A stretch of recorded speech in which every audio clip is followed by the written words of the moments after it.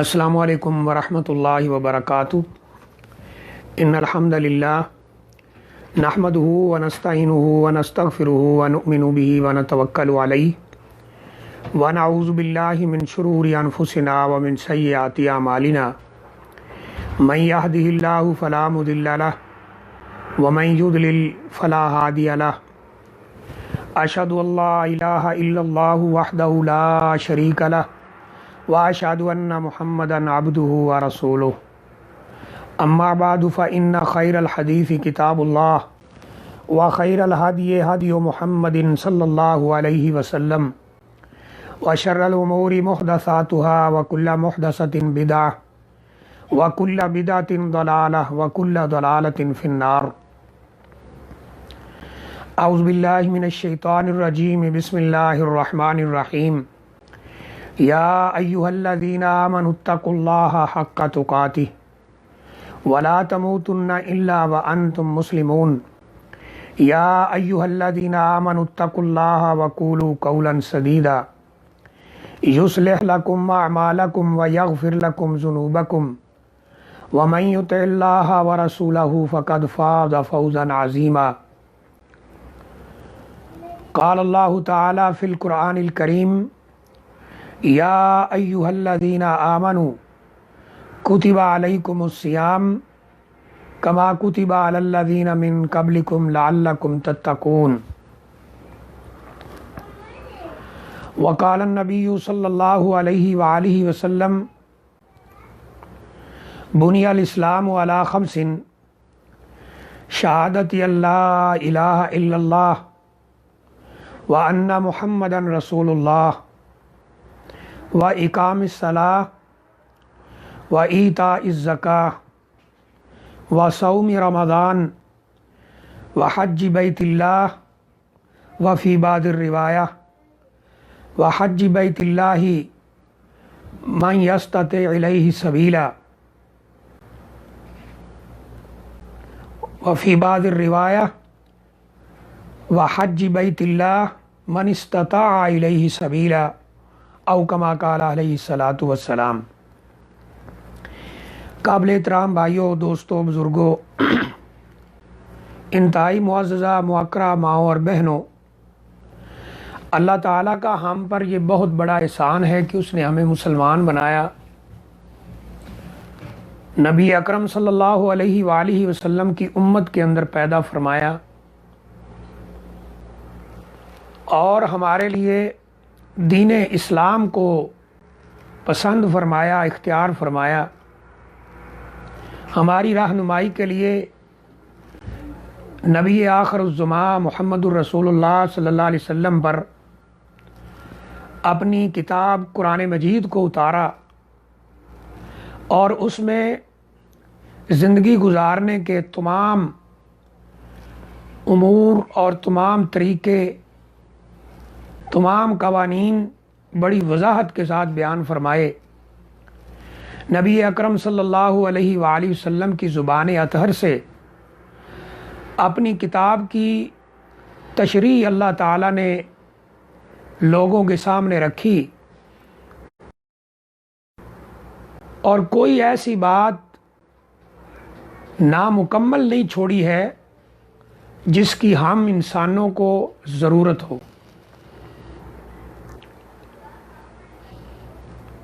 یہ اللہ تعالیٰ کا ہم پر بہت بڑا احسان ہے، اس پر ہم اللہ تعالیٰ کا جتنا بھی شکر ادا کریں وہ کم ہے۔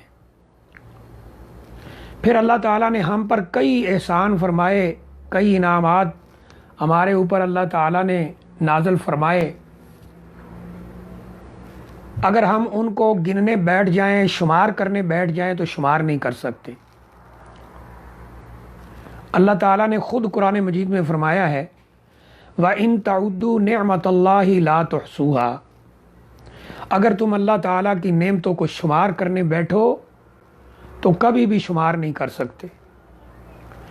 ان لا تعداد انعامات میں سے، بے شمار نعمتوں میں سے ایک بہت بڑی نعمت جو اللہ تعالیٰ نے ہمیں نصیب فرمائی ہے وہ رمضان المبارک کا بابرکت مہینہ ہے، جس کے لیے رسول اللہ صلی اللہ علیہ وسلم نے فرمایا تھا جب رمضان مبارک کا مہینہ آتا ہے جنت کے دروازے کھول دیے جاتے ہیں، وَأُغْلِقَتْ أَبْوَابُ النِّيرَانِ، جہنم کے دروازے بند کر دیے جاتے ہیں، کبھی بھی نہیں کھولے جاتے رمضان المبارک میں، اور شیاطین کو قید کر دیا جاتا ہے۔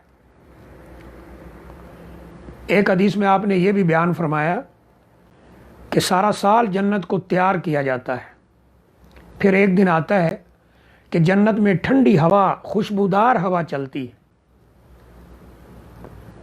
اہل آسمان اور اہل جنت پوچھتے ہیں یہ ہوا کہاں سے چلی ہے؟ یہ اتنی پیاری خوبصورت ٹھنڈی ہوا، دلوں کو سکون دینے والی ہوا کہاں سے چلی ہے اور کیوں چلی ہے؟ تو بتایا جاتا ہے کہ یہ اللہ تعالیٰ کے عرش کے نیچے سے چلی ہے، اور چلی اس لیے ہے کہ دنیا میں رمضان مبارک شروع ہو گیا ہے۔ اللہ اکبر! یہ اللہ تعالیٰ کا ہم پر بہت بڑا احسان ہے۔ اور نبی اکرم صلی اللہ علیہ وسلم کی ایک مشہور حدیث ہے، آپ خطبہ ارشاد فرمانے کے لیے اسٹیج پر تشریف لائے، پہلی سیڑھی پر پاؤں رکھا تو فرمایا آمین، دوسری پر پاؤں رکھا فرمایا آمین، تیسری پر فرمایا آمین۔ جب بعد میں لوگوں نے سوال کیا، پوچھا کہ آپ نے آج ایک ایسا عمل کیا ہے جو پہلے کبھی نہیں کیا، اس کی وجہ بیان فرما دیجئے۔ تو نبی اکرم صلی اللہ علیہ وسلم نے فرمایا تھا، میں نے پہلی سیڑھی پر پاؤں رکھا ہے تو جبرائیل علیہ الصلوۃ والسلام نے آ کر یہ فرمایا تھا کہ جس شخص کی زندگی میں رمضان مبارک آ جائے اور وہ اپنے گناہوں کی معافی کروا کر، اللہ تعالیٰ سے گناہ معاف کروا کر جنت کا وارث نہ بن جائے، ابعدہ اللہ من رحمتہ، اللہ اسے اپنی رحمت سے دور کر دے۔ تو میں نے آمین کہہ دیا ہے، اور رحمت سے دور کرنے کا مطلب جنت سے دوری اور جہنم میں داخلہ ہے، اللہ معاف فرمائے۔ اس طرح دوسری سیڑھی پر پاؤں رکھا تو فرمایا تھا کہ جس کے ماں باپ اس کی زندگی میں بوڑھے ہو جائیں، دونوں یا ایک، اور وہ ان کی خدمت کر کے جنت کا وارث نہ بنے تو وہ بھی اللہ کی رحمت سے دور ہو جائے۔ تو فرمایا میں نے آمین کہہ دیا ہے۔ پھر تیسری سیڑھی پر آپ نے اپنا قدم مبارک رکھا تو جبرائیل علیہ الصلوۃ والسلام نے فرمایا کہ جس کے پاس آپ کا نام لیا جائے، آپ کا اس میں گرامی ذکر کیا جائے اور وہ درود نہ پڑھے، کم از کم صلی اللہ علیہ وآلہ وسلم نہ کہے، تو وہ بھی اللہ کی رحمت سے دور ہو جائے۔ تو آپ نے آمین فرمایا ہے۔ تو خیر، یہ رمضان مبارک کے فضائل، اس کا مقام مرتبہ، یہ ایک الگ موضوع ہے، انشاءاللہ کوشش کریں گے اس کو بھی بیان کیا جائے۔ لیکن آج ہم یہ دیکھتے ہیں کہ یہ جو رمضان آ رہا ہے، اللہ ہمیں اس کی برکات سے فائدہ اٹھانے کی توفیق عطا فرمائے، اللہ ہمیں یہ مہینہ نصیب فرمائے۔ تو آج یہ دیکھتے ہیں کہ اس کے جو روزے ہیں، جو اللہ نے فرمایا یا ایھا الذین آمنوا کتب علیکم الصیام کما کتب علی الذین من قبلکم لعلکم تتقون، یہ کس کے اوپر فرض ہے؟ کون شخص ہے جس کو ہر حال میں روزہ رکھنا ہے اور وہ روزہ ترک نہیں کر سکتا، چھوڑ نہیں سکتا؟ تو اس کا ذکر کرتے انشاءاللہ۔ تو یاد رکھیں، جس آدمی کے اوپر روزہ فرض ہے، ہر حال میں اس نے رکھنا ہے، وہ مرد ہو یا عورت، غریب ہو یا امیر، عہدے کے لحاظ سے چھوٹا ہو یا بڑا، ہر حال میں اس نے روزہ رکھنا ہے۔ تو وہ ایسا شخص ہے جس کے اندر کم از کم 6-7 شروط پائی جاتی ہیں، تو اس نے روزہ رکھنا ہے، ہر حال میں رکھنا ہے، اس میں روزہ فرض ہے، وہ اس کو چھوڑ نہیں سکتا ہے کسی بھی حال میں۔ یہ شروط کیا ہے؟ یہ کون سا ایسا شخص ہے جس میں یہ شروط پائی جائیں تو اس کو روزہ رکھنا ہے؟ یا دوسرے لفظوں میں یہ کہہ لیں کہ کون سی شروط ہیں جو کسی کے اندر پوری ہوں تو اسے ہر حال میں روزہ رکھنا ہے، اور وہ کسی بھی حالت میں روزہ نہیں چھوڑ سکتا۔ اس میں نمبر 1 کہ وہ شخص مسلمان ہو، یعنی وہ شہادتین کا اقرار کرتا ہو، دین اسلام کو اپنا دین سمجھتا ہو، شریعت اسلام کو اپنا دین سمجھتا ہو، مسلمان ہو، یہ پہلی شرط ہے۔ نمبر 2، وہ شخص مکلف ہو۔ مکلف کے معنی یہ ہے کہ اللہ تعالیٰ کے جو احکام ہیں ان کا وہ مخاطب بھی ہو اور وہ اس پر لاگو بھی ہوتے ہوں، پورا ذمہ دار ہو، یعنی وہ مکلف ہو، اللہ تعالیٰ نے جو اسے ذمہ دار ٹھہرایا ہو، اللہ تعالیٰ نے اسے اپنے خطابات، اپنے احکام کا مخاطب بنایا ہو، وہ مکلف ہو۔ یہ دو شرطیں ہوگی۔ نمبر ایک، پہلی شرط مسلمان ہو، نمبر دو وہ شخص مکلف ہو، نمبر تین وہ شخص روزہ رکھنے پر قادر ہو، یعنی مسلمان ہو نمبر ایک، نمبر دو وہ شخص مکلف ہو، اللہ تعالیٰ کی طرف سے اسے ذمہ دار بنایا گیا ہو، نمبر تین روزہ رکھنے پر قادر ہو، نمبر چار وہ مقیم ہو، گھر میں ہو، مقیم ہو، نمبر پانچ وہ صحت مند ہو، اور نمبر چھ ایسی کوئی رکاوٹ اور ممانعت نہ ہو کہ شرعی طور پر اسے روزہ رکھنے سے روک دیا جائے۔ یہ دوبارہ عرض کر رہا ہوں، نمبر ایک وہ مسلمان ہو، نمبر دو وہ مکلف ہو، اور نمبر تین وہ روزہ رکھنے پر قادر ہو، نمبر چار وہ مقیم ہو، نمبر پانچ وہ صحت مند ہو، اور نمبر چھ کوئی ایسی رکاوٹ اس کے ہاں نہ پائی جاتی ہو جو شرعی لحاظ سے اسے روزہ رکھنے سے منع کر دے۔ اب ان شروط کی تھوڑی سی تفصیل دیکھتے ہیں۔ نمبر ایک، پہلی شرط کہ وہ مسلمان ہو۔ غیر مسلم کے اوپر روزہ فرض نہیں ہے، نان مسلم اس کے اوپر روزہ فرض نہیں ہے، وہ روزہ رکھے بھی تو اسے اس کا کوئی ثواب نہیں ہوگا۔ آپ کی اطلاع کے لیے عرض ہے کہ آج یورپ میں ڈاکٹر حضرات لوگوں کو روزہ رکھواتے ہیں، اسے وہ میڈیکل فاسٹ کا نام دیتے ہیں، یعنی طبی روزہ۔ وہ ایسے لوگوں کو جو معدے کے مریض ہوں، دمہ کے مریض ہوں، سینے میں چیسٹ پرابلم ہو، تو ان کو وہ کہتے ہیں جی روزہ رکھو، یعنی سارا دن بھوکے پیاسے رہو، اتنے گھنٹے صبح سے لے کر شام تک بھوکے پیاسے رہو، اور اس کی پریکٹس کم از کم 1 مہینہ یا اس سے کچھ اوپر کرو تو تمہاری یہ بیماری ٹھیک ہو جائے گی۔ تو جب ہم یہ بات پڑھتے ہیں تو ہمارا یعنی یہ خوشی سے ہمارا مورال بہت بلند ہو جاتا ہے کہ الحمدللہ اللہ تعالیٰ نے ہمیں مذہبی طور پر، شرعی طور پر یہ حکم دیا ہے کہ 1 مہینے کے روزے رکھو، ایامن معدودات فرمایا ہے، چند دن ہیں، یعنی سال کے 12 مہینے تقریباً 360 دن یا 365 دوسرے کیلنڈر کے حساب سے، ان میں صرف 29 یا 30 دن روزے رکھنے ہیں، اور وہ بھی اپنا ہی فائدہ ہے، روحانی فائدہ بھی ہے، لعلکم تتقون، شاید تم پرہیزگار بن جاؤ، اور جسمانی فائدہ بھی ہے۔ تو کافر روزہ رکھ رہے ہیں لیکن انہیں کچھ فائدہ نہیں ہوگا، کیونکہ وہ مسلم نہیں ہے، وہ نان مسلم ہے۔ اللہ تعالیٰ نے قرآن مجید میں فرمایا ہے ان الدین عند اللہ الاسلام، اللہ کے ہاں اگر کوئی قابل قبول دین ہے تو وہ اسلام ہے۔ اسلام کے بغیر کوئی دین اللہ تعالیٰ کے ہاں قابل قبول نہیں ہے۔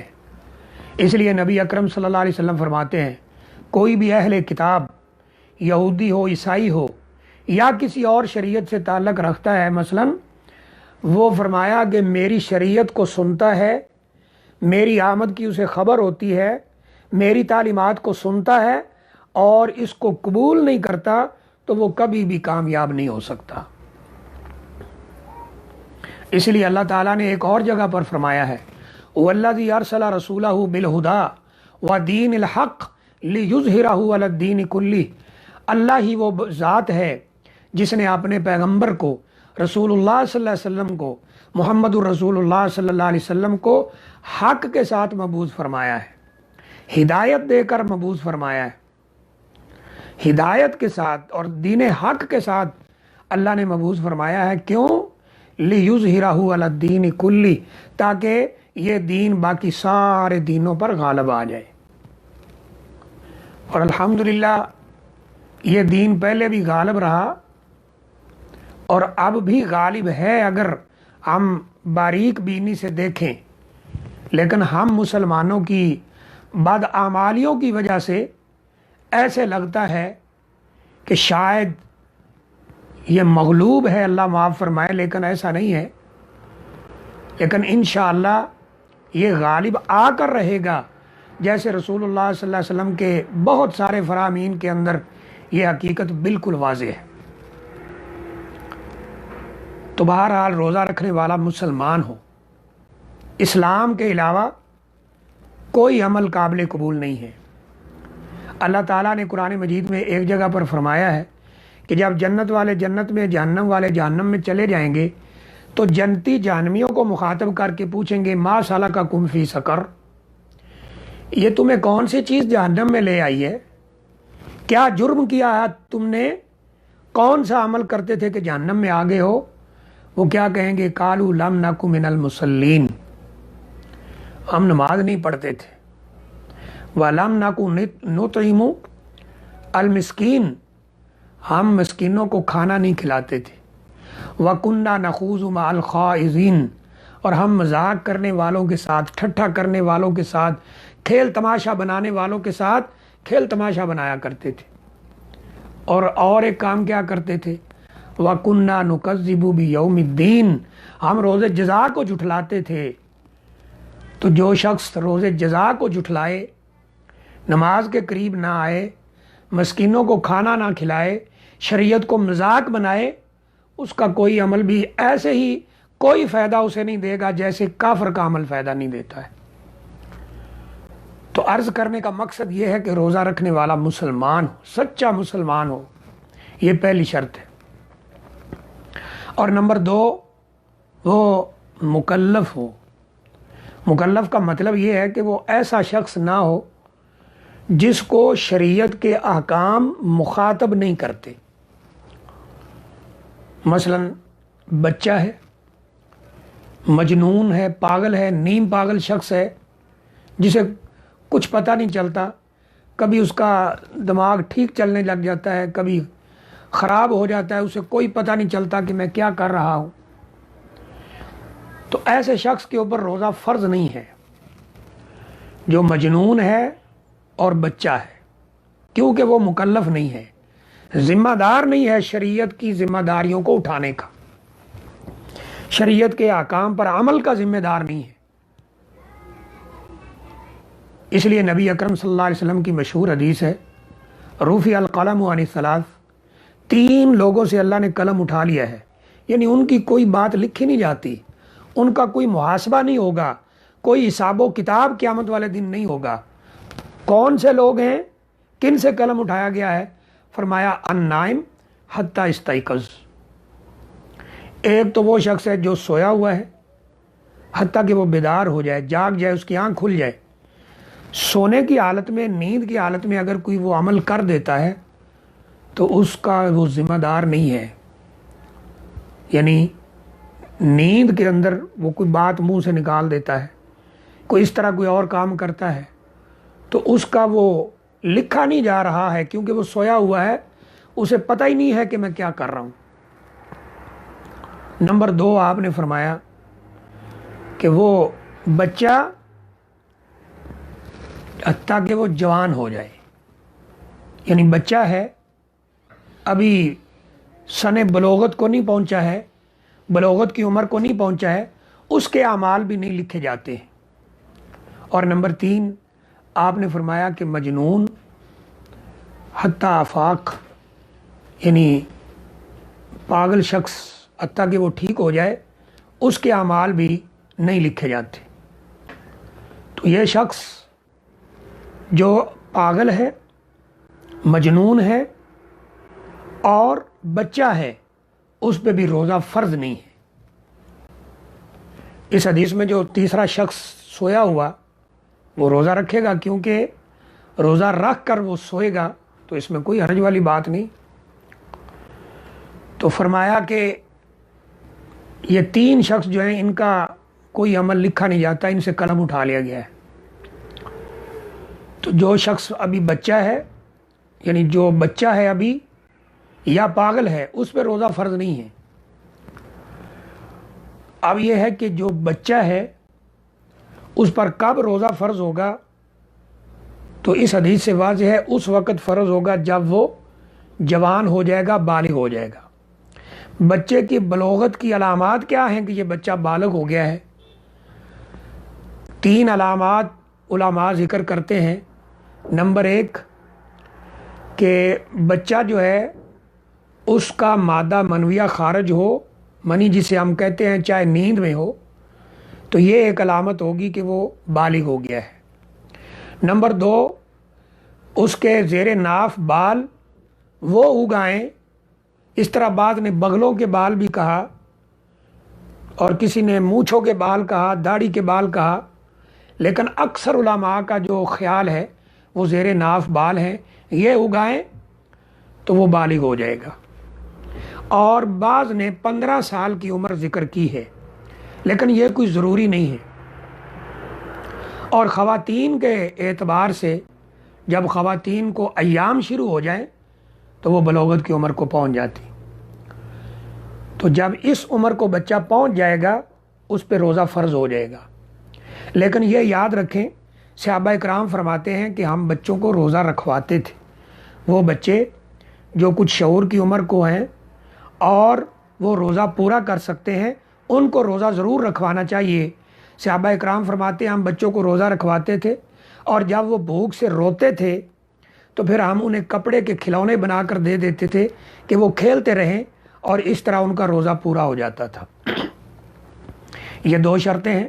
تیسری شرط ہے کہ وہ شخص روزہ رکھنے پر قادر ہو، کوئی ایسی مجبوری یا ایسی پرابلم اس کو نہ ہو کہ وہ روزہ نہ رکھ سکتا ہو۔ مثال کے طور پر ایک شخص شوگر کا مریض ہے، اس کی شوگر شدید ہے اور اس کو تھوڑی تھوڑی دیر کے بعد کچھ نہ کچھ کھانا پڑتا ہے، یا اس طرح کوئی اور یعنی کوئی ایسا کام کرنا پڑتا ہے، کوئی ایسی میڈیسن لینی پڑتی ہے جو روزے کے منافی ہے، تو ایسا شخص روزے پہ قادر نہیں ہے تو وہ روزہ نہ بھی رکھے۔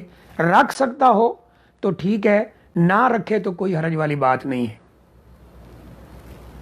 کیونکہ اللہ تعالیٰ نے قرآن مجید میں فرمایا ہے وَمَنْ كَانَ مَرِيضًا أَوْ عَلَىٰ سَفَرٍ فَعِدَّةٌ مِّنْ أَيَّامٍ أُخَرَ، کہ جو کوئی مریض ہے یا سفر پہ ہے وہ دوسرے دنوں میں جتنے روزے اس کے رہ گئے ہیں وہ پورے کر لے، تو اس میں کوئی حرج والی بات نہیں ہے۔ تو وہ روزہ رکھنے پر قادر ہو، یہ تیسری شرط ہے۔ جو روزہ رکھنے پر قادر نہیں ہے، عاجز ہے، وہ روزہ نہ رکھے، بعد میں جب قدرت ہو تو روزہ پورا کر لے، تو انشاءاللہ اس میں حرج والی بات نہیں ہے۔ اور یہ بھی یہاں یاد رکھیں کہ جو انسان روزے سے عاجز آیا ہوا ہے، روزہ نہیں رکھ سکتا ہے، تو یہ عاجز آ جانا، مجبور ہو جانا، اس کی 2 قسمیں ہیں۔ نمبر 1 یہ مجبوری اور یہ عاجزی دائم اور ہمیشہ ہو، جیسے کوئی بہت بوڑھا شخص ہے، انتہائی بوڑھا ہو چکا ہے، اور اب اس کے اندر اتنی طاقت ہی نہیں ہے کہ وہ روزہ رکھ سکے، اب نہ اس کی جوانی واپس آئے، نہ اس کے پاس طاقت واپس آئے، اور نہ وہ روزہ رکھنے کے قابل ہو، تو یہ اس کا عجز اور یہ اس کی مجبوری اور یہ عاجزی، یہ روزہ نہ رکھنے کی مجبوری، یہ اس کی دائمی ہے، ہمیشہ کے لیے ہے، لہٰذا وہ شخص روزہ نہ بھی رکھے تو کوئی حرج والی بات نہیں ہے۔ اب یہ شخص کیا کرے؟ یا اسی سے ایک اور شخص بھی اٹیچ ہو سکتا ہے، اور وہ یہ ہے کہ ایسی بیماری کسی کو لاحق ہو جائے کہ جس سے اب یعنی صحت یاب ہونے کی کوئی امید نہ ہو۔ ایسی بیماری میں کوئی شخص مبتلا ہو گیا ہے کہ صحت یاب ہونے کی امید ہی ختم ہو گئی ہے، تو وہ شخص بھی روزہ نہ رکھے تو کوئی حرج نہیں۔ یہ دونوں ایسے شخص ہیں جن کی عاجزی، ان کا عاجز آ جانا، مجبور ہو جانا، وہ وقتی نہیں ہے بلکہ ہمیشہ کے لیے ہے۔ اب ان لوگوں کے لیے کیا حکم ہے؟ قرآن مجید میں اللہ تعالیٰ نے فرمایا ہے وَعَلَى الَّذِينَ يُطِيقُونَهُ فِدْيَةٌ طَعَامُ مِسْكِين، کہ جو روزہ نہیں رکھ سکتے لیکن فدیہ دینے کی طاقت رکھتے ہیں تو وہ فدیہ دے دیں. یعنی کوئی انتہائی بوڑھا یا مستقل مریض وہ فدیہ دے دے، اور فدیہ ایک وقت کا کھانا ایک روزے کے بدلے میں ہے. بہت سے لوگ کہتے ہیں جی پیسے دے دیں، تو اللہ تعالیٰ نے قرآن مجید میں فرمایا فدیۃ طعام مسکین، طعام مسکین فرمایا ہے، کھانا مسکین کا ایک روزے کے بدلے میں ایک وقت کا کھانا دینا ہے. اور اس کی مقدار حدیث شریف میں ذکر ہے، وہ نصف سا ہے، اور سا ایک پیمانے کا نام ہے جس کا وزن تقریباً 2.25 کلو گرام بنتا ہے. اس کو آدھا کر لیں، بعد میں 2.5 کلو گرام رکھا ہے تو آدھا کر لیں، 1.25 کلو گرام سے کچھ اوپر، 1 kg سے اوپر کھانا ہو، یہ ایک روزے کے بدلے میں ایک مسکین کو دینا ہے. بعض لوگوں نے یہ کہا، پوچھتے ہیں جی 2 وقت کا کھانا دینا ہے، تو ایک وقت کا کھانا ہے ایک ٹائم ایک روزے کے بدلے میں. آپ 2 کا دینا چاہتے ہیں تو یہ بہت اچھی بات ہے، لیکن جو فرض اور واجب ہے وہ ایک وقت کا ہے اور کھانا دینا ہے. کیونکہ یہاں فدیۃ طعام مسکین کے لفظ ہیں. تو یہ وہ شخص ہیں جو دائمی مجبور ہیں. کچھ وہ ہیں جو روزے پر وقتی طور پہ قادر نہیں ہوتے، جیسے کہ کوئی شخص بیمار ہو گیا رمضان میں، اس سے اب روزہ پورا نہیں ہو رہا، یا اس نے روزہ رکھا ہوا بھی تھا اور وہ بیمار ہو گیا اور اس کو میڈیسن دے دی گئی یا کچھ چیز کھانا مجبوری بن گئی، اس کا روزہ ختم ہو گیا. یہ وقتی مجبوری ہے. جو ہی یہ مجبوری ختم ہوگی، روزہ اگر رمضان ہو تو رکھنا ہوگا، رمضان نہ ہو تو اگلا رمضان آنے سے پہلے پہلے جتنے روزے گزر چکے ہیں اس بیماری میں، جو وقتی بیماری تھی بعد میں اللہ نے صحت دے دی، تو وہ روزے اتنے پورے کرنے ہوں گے. تو یہ یعنی اس کے لیے ہے جو قادر نہیں ہے، چاہے دائمی طور پر یا وقتی طور پر. دائمی طور پر ہے تو فدیہ دے گا، وقتی طور پہ ہے تو بعد میں روزے رکھے گا. یہ 3 چیزیں ہوگی.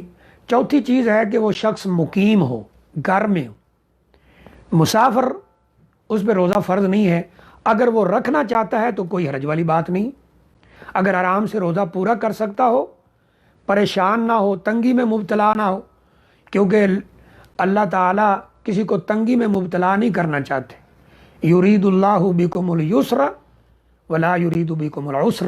اللہ تمہارے ساتھ آسانی کا معاملہ چاہتا ہے، تنگی کا معاملہ نہیں چاہتا. تو نبی اکرم صلی اللہ علیہ وسلم ایک دفعہ سفر میں تھے، مشہور واقعہ ہے. گرمی شدید تھی، آپ نے روزہ کھولنے کا حکم دے دیا. ایک صحابی نے روزہ نہیں کھولا. تھوڑی دیر کے بعد آپ نے دیکھا کہ کچھ لوگ جمع ہیں، کسی کے اوپر جھکے ہوئے ہیں، جمع ہیں. پوچھا یہاں کیا ہوا ہے؟ فرمایا، لوگوں نے عرض کیا جی ایک آدمی بے ہوش ہو گیا ہے. پوچھا کیوں بے ہوش ہوا ہے، کیا ہوا؟ کہا جی اس نے روزہ رکھا ہوا ہے، یعنی کھولا نہیں تھا. تو آپ نے فرمایا کہ لیسا من البر الصوم فی السفر. ہر حال میں روزہ رکھنا سفر میں یہ کوئی نیکی نہیں ہے. یعنی آرام سے رکھ سکتے ہوں تو رکھ لیں، نہ رکھ سکتے ہوں تو چھوڑ دیں، اس میں کوئی حرج والی بات نہیں. حضرت انس رضی اللہ تعالیٰ فرماتے ہیں ہم سفر میں ہوتے تھے، ہم میں سے کچھ لوگوں نے روزہ رکھا ہوتا تھا، کچھ نے نہیں رکھا ہوتا تھا.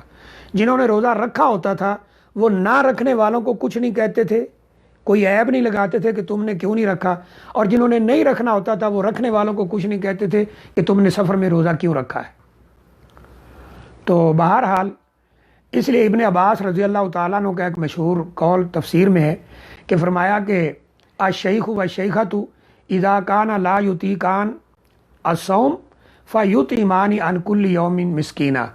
کہ بہت بوڑھا شخص اور بہت بوڑھی عورت اگر روزہ نہ رکھ سکتے ہوں، ایک روزے کے بدلے میں ایک مسکین کو کھانا کھلائیں.